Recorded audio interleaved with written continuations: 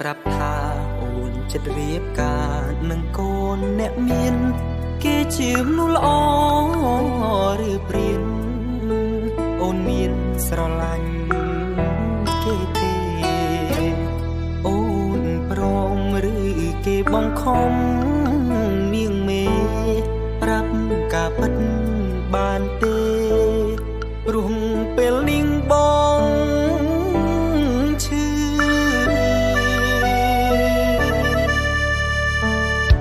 ទៅរៀនភ្នំពេញដួងចិត្តទុនទិញសាងអនាគតអូនតែបងនឹកបំផុតសែនរន្ធត់ពេលដែរ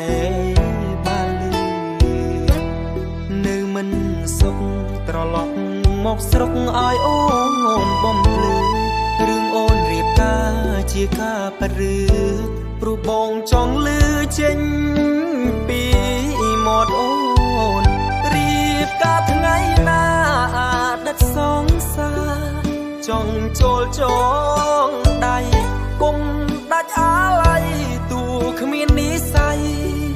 ខ្លាចជាប្តីអូនអ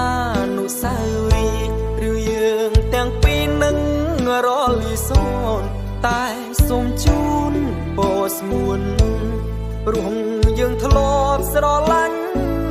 គ្នាអ្នកក្រចិត្តស្មោះមិនស្ដាយក្រោយសងដែលស្រឡាញ់អូនតែស្ដាយមិនបានថែធួនមិនបានស្ងួនជាគូនឹងគ្នាតែបើថ្ងៃក្រោយគេធ្វើបាបអូនឲ្យវេទនានឹកបងផងពុំងារព្រោះទ្រង់កំព្រានៅតែចាំអូន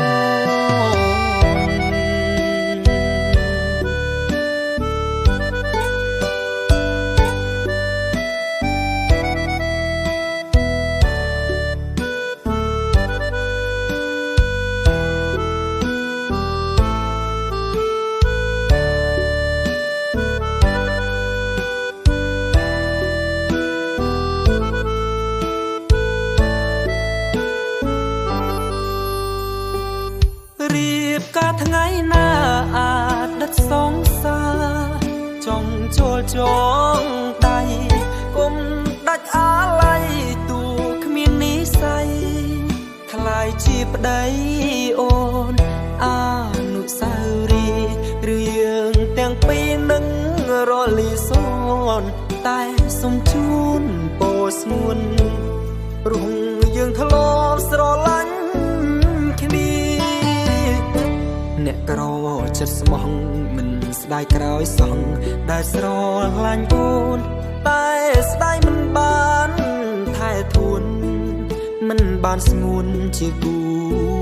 នឹងគ្នាតែបើថ្ងៃក្រោយគេធ្វើបាបអូនឲ្យវេទនានឹកបងផងពុំងារព្រោះទ្រង់កំព្រានៅតែចាំអូនតែបើថ្ងៃក្រោយគេធ្វើបាបអូនឲ្យវេទនានឹកបងផងពុំងារព្រោះទ្រង់កំព្រា